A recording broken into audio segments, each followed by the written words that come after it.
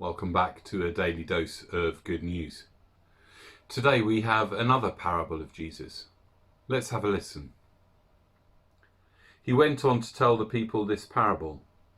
A man planted a vineyard, rented it to some farmers, and went away for a long time.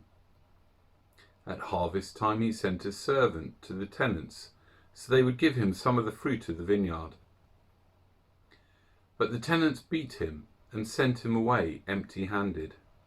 He sent another servant, but that one also they beat and treated shamefully and sent away empty-handed. He sent still a third, and they wounded him and threw him out.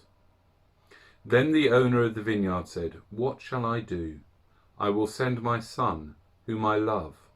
Perhaps they will respect him." But when the tenants saw him, they talked the matter over. "This is the heir," they said. "Let's kill him, and the inheritance will be ours." So they threw him out of the vineyard and killed him. What then will the owner of the vineyard do to them? He will come and kill those tenants and give the vineyard to others. When the people heard this, they said, "May this never be." Jesus looked directly at them and asked, "Then what is the meaning of that which is written? The stone the builders rejected has become the capstone.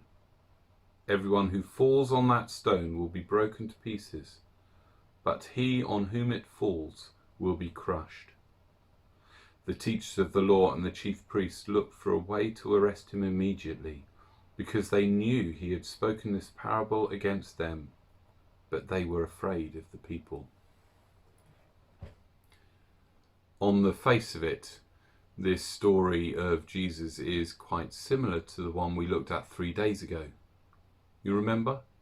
When the man goes off to be appointed king and then returns to find out what the people have done in the meantime. In that story, Jesus was warning people that even though he was heading to Jerusalem, he wasn't at that stage going to be anointed king. Instead, he was going to be going away for a time before returning, and the challenge was for his followers. What would they do with what he had given them in the meantime?